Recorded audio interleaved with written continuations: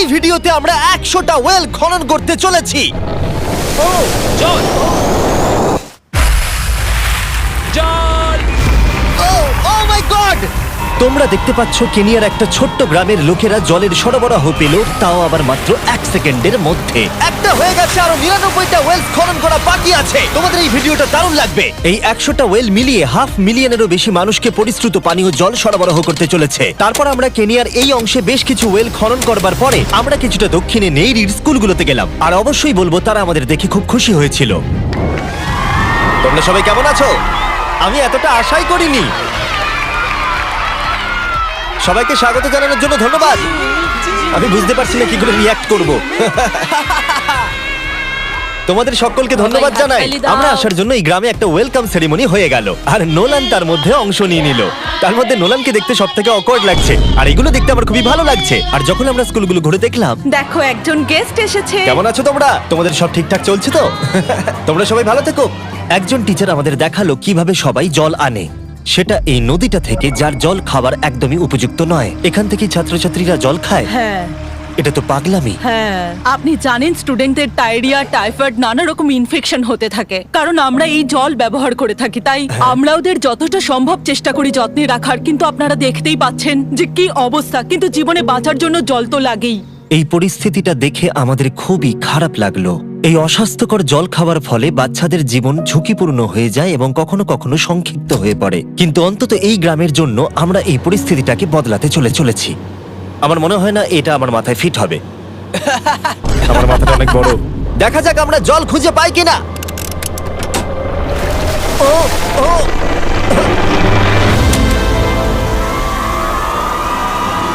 বৃষ্টি হচ্ছে, এটা তো দারুণ।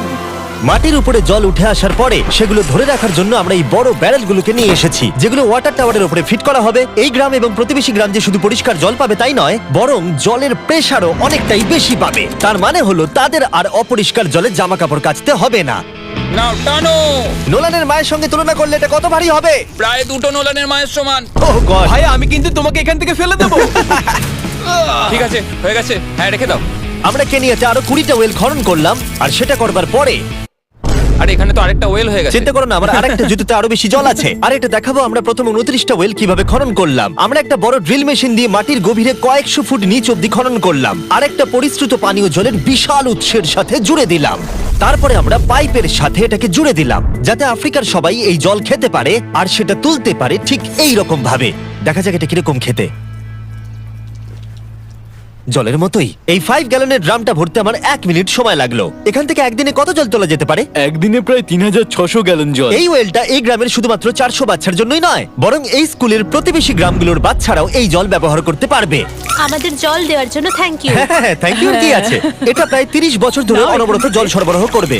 আপনারা হয়তো এটা ভাবছেন যে এই বিশাল কর্মকাণ্ডের জন্য গভর্নমেন্টের সাহায্য নেওয়া হয়েছে, কিন্তু এটা সত্যি নয়।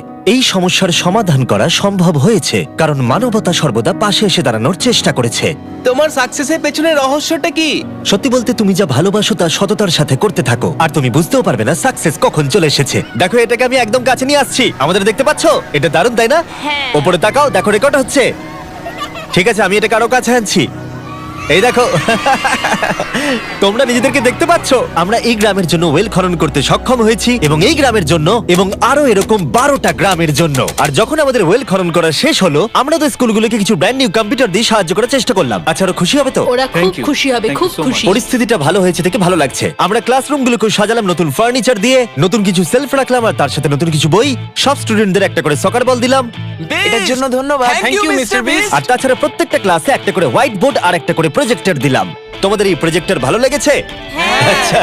আমরা আগে চক ব্যবহার করতাম, তাতে খুব ধুলো হতো, কিন্তু এখন সবকিছু পরিষ্কার রয়েছে। আমরা অনেক ধন্যবাদ জানাচ্ছি। কোনো সমস্যা নেই, আমরা খুব কমই করতে পেরেছি। তারপরে যখন আমরা 45 নম্বর ওয়েলটা খনন করবার জন্য সাইটে গেলাম, তখন আমরা বুঝলাম পরিস্থিতিটা আরো কঠিন। যখনই তাদের জলের দরকার পড়ে, তাদের জঙ্গলের মধ্য দিয়ে কয়েক মাইল যেতে হয়, আর তারপরে আরো কয়েক মাইল যেতে হয়, আর এই যাত্রাটা একটা বিশাল পাহাড়ের মধ্য দিয়ে হয়। আমি খুব সকালে ঘুম থেকে উঠে পড়ি ওই 4টে নাগাদ, কারণ তাড়াতাড়ি আমি যাতে স্কুলে জল নিয়ে আসতে পারি। এখান থেকে এইভাবে জল নিয়ে যাওয়া একেবারে সেফ নয়। এই জায়গাটা খুব স্লিপারি, পড়ে যাওয়ার যাওয়ার চান্স আছে। তাই যখন আমরা ওয়েল খনন করছিলাম ওরা আমাদের দেখালো যে ওরা কিভাবে জল নিয়ে আসে। তোমাদের এই যাত্রাটা দিনে কতবার করে করতে হয়? দিনে 2 বার। দিনে 2 বার করে? ওরে বাপরে, তাহলে স্টুডেন্টরা এই জিনিসগুলো নেয়? ও গড, 200 জন স্টুডেন্ট রোজ এটা করে। ভাবো এটা কতটা কঠিন। এটা খুবই কঠিন। ওরে বাপরে বাপরে, এই রাস্তাটা তো খুবই খারাপ। বাপরে, এই পাহাড়ি রাস্তা যেন শেষই হচ্ছে আর না। এটা আমাদের রোজ করতে হয়। আমরা দেখে অবাক হচ্ছিলাম যে এই যাত্রাটা কতটা কঠিন, আর এই মানুষগুলোকে রোজ এইটা করতে হয় অল্প একটু জলের জন্য। যদিও এই জলটা পানের পক্ষে উপযুক্ত নয়। তোমরা সাধারণত এখান থেকে জল ভরো, হ্যাঁ। আর জল ভরার পরে এই জাগগুলোর ওয়েট হয় প্রায় 40 পাউন্ড, যেগুলো এই বাচ্চাগুলোর পক্ষে বয়ে নিয়ে যাওয়ার জন্য অনেকটাই বেশি। মহিলারা এইগুলো 2টো করে নিয়ে যায়। ও, তাহলে আমি ওটা চেষ্টা করে দেখব। আর যেই জাগগুলো ভর্তি হয়ে গেল, আমাদের আবার ফিরে আসার সময় হয়ে গেল। তাড়াতাড়ি করো, চলো। আরে এ তো দেখছি একটু ঘামেনি। না না, আমি করব। আর তারপরে কয়েক ঘন্টা কেটে গেল এই অস্বাস্থ্যকর জলগুলো নিয়ে আসতে। আর নতুন ওয়েলটা হলো তাদের স্কুল থেকে মাত্র 10 ফিট দূরত্বে। তাহলে এরা এখন এখানেই জল ভরতে পারবে। আমি খুবই ক্লান্ত।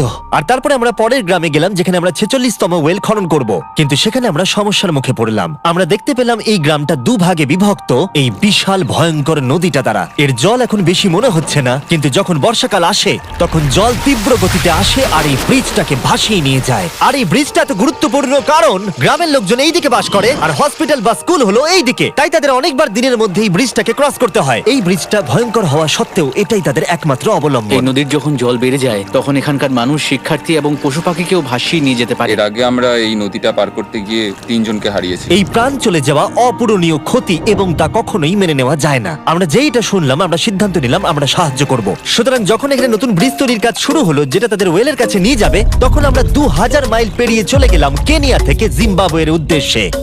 আমরা আফ্রিকাতে 1 সপ্তাহেরও বেশি রয়েছি, এবং আমাদের আরো ওয়েল খনন করতে হবে। তোমার গা থেকে গন্ধ বেরোচ্ছে। এটা অদ্ভুত, কিন্তু আজকে আমি স্নান করেছি। ঠিক আছে, আমাকে শেষ করতে দিলে আমি হাত ধরে নামিয়ে নেবো। তোমরা কি আমাকে বাকি ওয়েলগুলো খনন করতে সাহায্য করবে? ঠিক আছে। আমাদের প্রথম কাজ ছিল একটা লোকাল হসপিটাল ঘুরে দেখা, যেটার ভীষণভাবে পরিষ্কার পানীয় জলের দরকার ছিল। ভেতরে ঢোকার পর আমরা বুঝতে পারলাম এই গ্রামগুলোর উপরে এই হসপিটালটার প্রভাব কতটা বেশি। 1 বছরে এখানে কতগুলো সন্তানের জন্ম হয়? 1 মাসে মোটামুটি 50টা বাচ্চা। মানে বছরে 600 জনের জন্ম হয়। ওয়াও!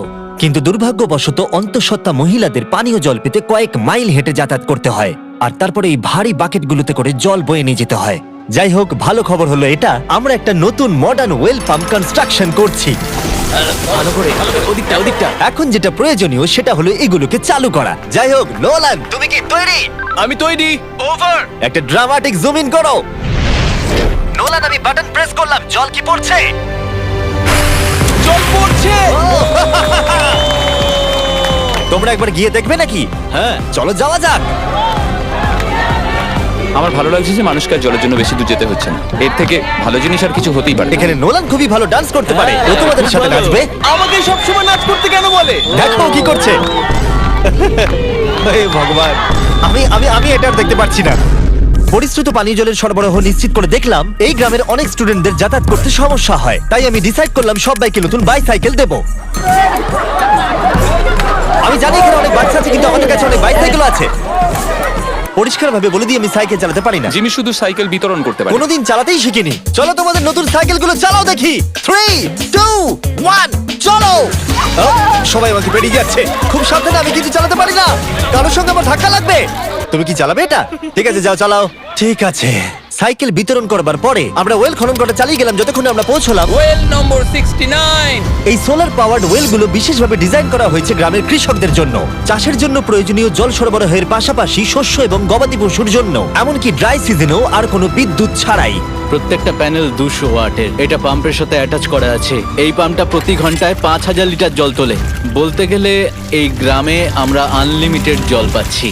এটা দুর্দান্ত। জিম্বাবুয়ে থেকে চলে আসবার পরে আমরা চেয়েছিলাম আফ্রিকার সমস্ত জায়গায় জল পৌঁছে দিতে। তাই আমরা আরো ওয়েল খনন করলাম উগান্ডাতে, সোমালিয়াতে এবং ক্যামেরুনে। যদি আপনারা আরো বেশি দেখতে চান, তাহলে আমরা খুব তাড়াতাড়ি ফিলান্থ্রপিতে আরেকটা ভিডিও আনতে চলেছি। এই গ্রামগুলোতে সময় কাটিয়ে আমি পানীয় জলের উৎসের গুরুত্ব কতটা তা বুঝতে পেরেছি। কি করে এটা চাষে সাহায্য করে, ফসল ফলাতে, কিভাবে হসপিটালের জন্য পরিষ্কার পরিবেশ তৈরি করে, এবং সবথেকে গুরুত্বপূর্ণ হলো পরবর্তী প্রজন্মের শিশুদের জন্য একটা সুস্বাস্থ্যকর জীবন উপহার দেওয়া এবং তাদের ভবিষ্যৎ সুনিশ্চিত করা আমরা বিশুদ্ধ পানীয় জল পেতে অনেক অপেক্ষা করেছি। জল হলো জীবন। এবং স্থানীয়দের সাহায্য নিয়ে আমরা নতুন ব্রিজটা তৈরি করতে সফল হয়েছি, যেটা এই গ্রামবাসীরা পরবর্তী 100 বছর ব্যবহার করতে পারবে।